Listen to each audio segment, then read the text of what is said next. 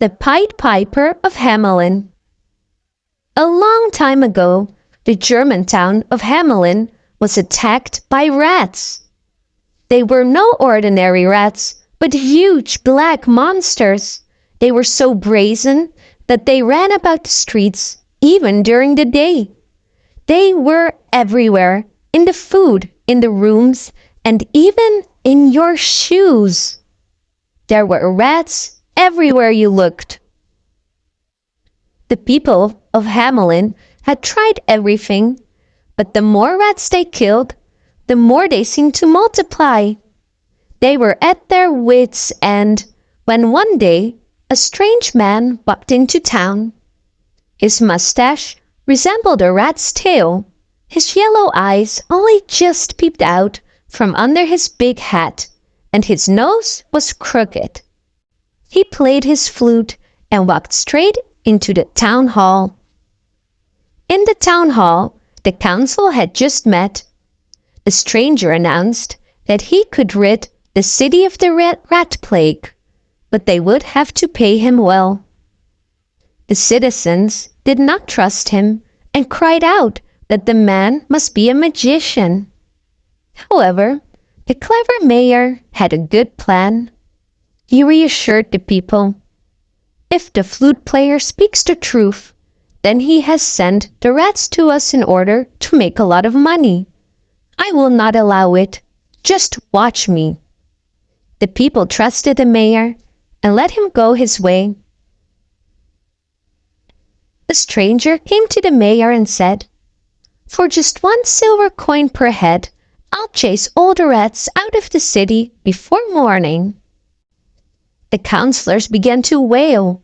1 coin a head would amount to a huge sum. But the mayor shrugged his shoulders and said, "For every head, you get 1 silver coin." That evening, the flute player would begin.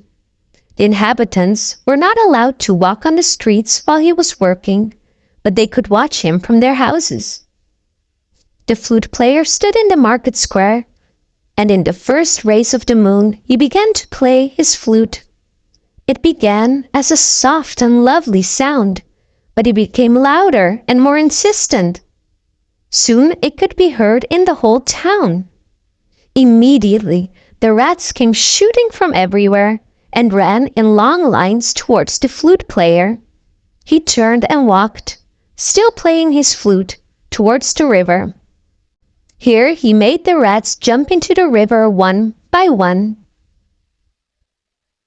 Last of all, the king of the rats arrived at the river. This old rat had turned white with age.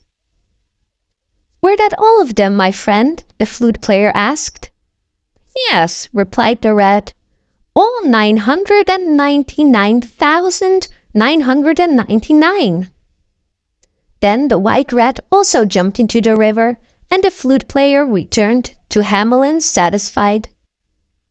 That night, for the first time in ages, the people of Hamelin slept well. The next morning, the flute player reported to the councillors, "I have chased away all 999,999 rats. I have come to collect my money." "Well, let's go and count those heads then," replied the mayor. The rat catcher had not counted on that. "The heads?" he shouted angry. "Go and find them in the river." The mayor reacted calmly. "If you don't honor the agreement, we don't have to pay either.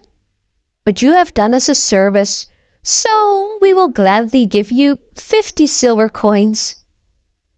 "Keep the reward," cried the rat catcher. "Your children will pay me." And with these words he ran out of town. Nobody in Hamelin took the rat catcher's threat seriously, so the next day they went to church carefree. But when they got home, they got the shock of their lives.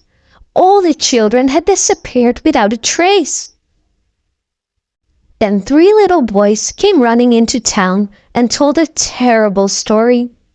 While all the adults were in church, The children had heard beautiful music. They had gone outside and saw the rat catcher standing there. While the stranger kept on playing, he ran out of town, and all the children followed him to the big mountain. The mountain wall had magically opened, and all the boys and girls had run inside. Only the 3 boys accidentally stayed outside. Everyone in Hamelin was miserable. No matter how hard they searched, the children were nowhere to be found. The mayor in particular felt terribly guilty. His sons and daughters had also disappeared. Nobody knew where the children had gone. It was only 550 years later that something became known about the missing children. Some merchants from Bremen came to Hamelin and told them about a region in Romania where the inhabitants spoke only German, while the rest of the population spoke Romanian. And since then, the people of Hamelin believed that the inhabitants of Transylvania are the descendants of the missing children from Hamelin, and no one contradicts them.